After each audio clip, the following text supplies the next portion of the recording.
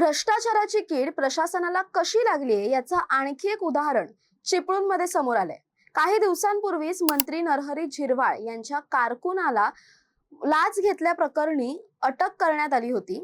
आता रत्नागिरी जिल्ह्यातील चिपळूणमध्ये लाचलुचपत विभागाने एक मोठा सापळा रचून पोलीस उपनिरीक्षक मनीष कांबळे यांना जेरबंद केले। विशेष म्हणजे कांबळे यांच्या सेवानिवृत्तीला केवळ 1 वर्षाचा कालावधी शिल्लक होता, मात्र शेवटच्या टप्प्यात पैशांच्या हव्यासापोटी त्यांनी स्वतःचं करिअर पणाला लावलं। सावर्डे पोलीस ठाण्यात एका अपघाताचा गुन्हा नोंद होता। या अपघातातील मृत व्यक्तीच्या वारसांना विमा मिळण्यासाठी क्लेम ट्रिब्युनल कोर्टात दावा दाखल करायचा होता।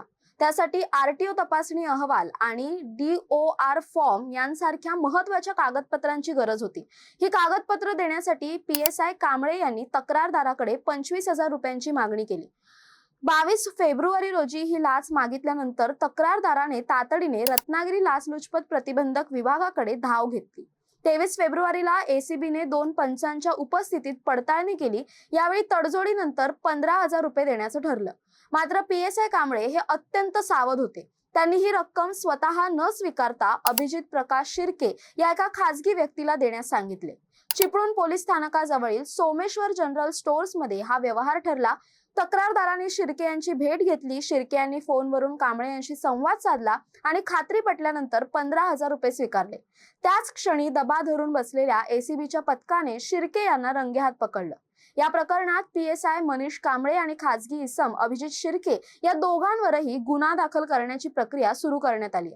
ही धडक कारवाई पोलीस अधीक्षक शिवराज पाटील, अपर पोलीस अधीक्षक भागवत सोनावणे आणि पोलीस उपअधीक्षक अविनाश पाटील यांच्या मार्गदर्शनाखाली करण्यात आली।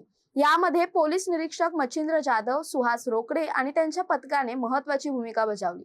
सरकारी कामासाठी कोणीही लाचेची मागणी केल्यास लाचलुचपत प्रतिबंधक विभागाच्या 1064 या टोल फ्री क्रमांकावर संपर्क साधावा असं आवाहन प्रशासनाकडून करण्यात आलंय।